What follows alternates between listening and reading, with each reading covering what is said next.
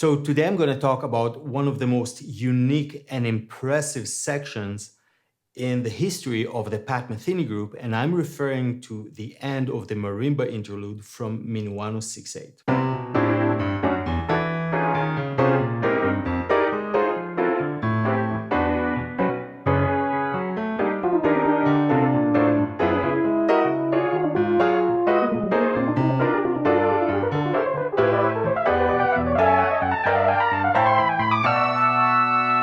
So we are coming from the area of A minor, from the marimba interlude.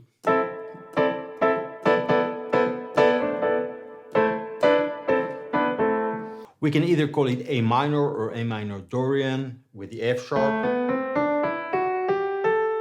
In terms of texture, what we're basically having is a two-part counterpoint movement between the bass and an upper voice that comes in the form of chords.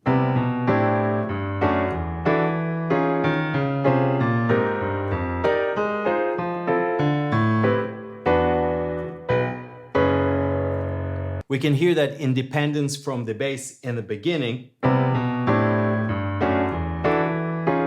And towards the end, as a typical bass, leading back to B minor. The first of the two unique elements I want to talk about is what I call harmonic elevation. So we are starting from A minor, and then we keep going with the scale, down the scale.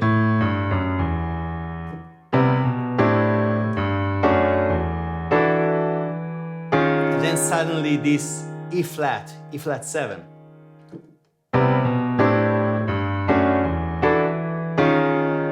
Maybe instead of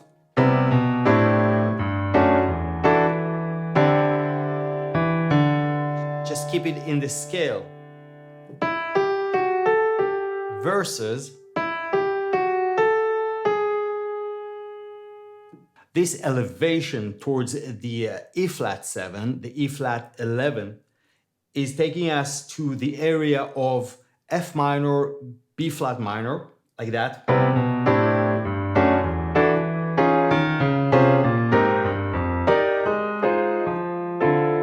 When we're getting to D minor, and this D minor takes us back to the A minor, E minor, and then to descending fourth, B minor, F sharp minor. Listen to the whole thing.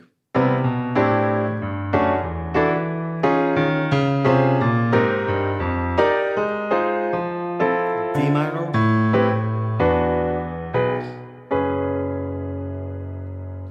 and I believe that this kind of harmonic elevation, as I call it, came up out of pure excitement.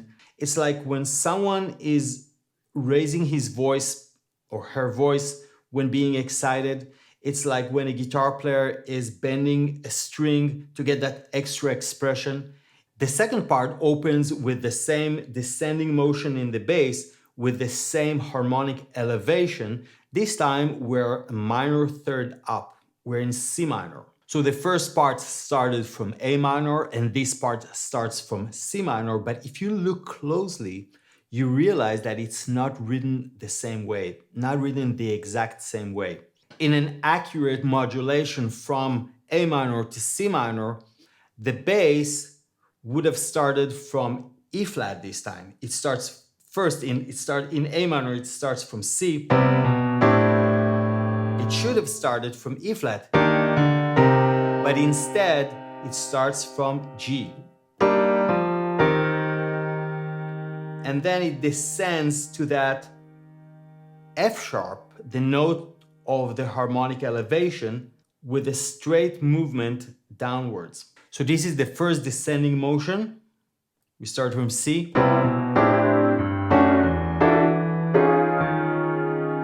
We go up to get to that elevation tone, to the E flat. And in the second part, we start from G.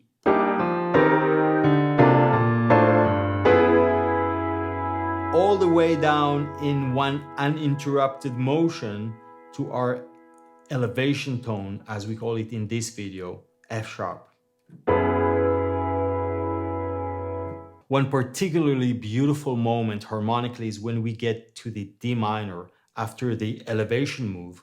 Let me show you.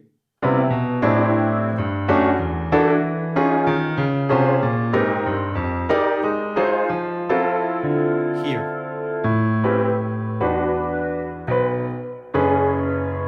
And we have this, what I call retreating fourth, starting from D minor, A minor,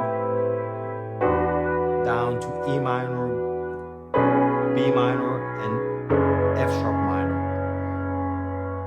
I will make a special video about these retreating fourth, as I like to call them. This is something that both Pat Metheny and Lyle Mays used a lot in their music. And here's the tip. If you're modulating a part of your own composition, allow it to change, allow it to grow. Same as we are. We're not the same as we were a year ago. The fact that Lyle Mays doesn't repeat the same bass line in the two parts makes it more believable to the audience.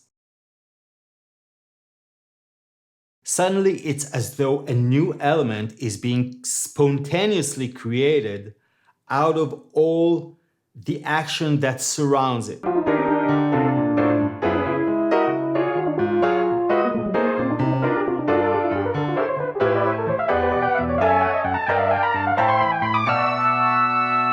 Watch how this line starts with these particles on the third beat. 1, 2, 3, 1, 2, 3, 1, 2, 3, 1, 2.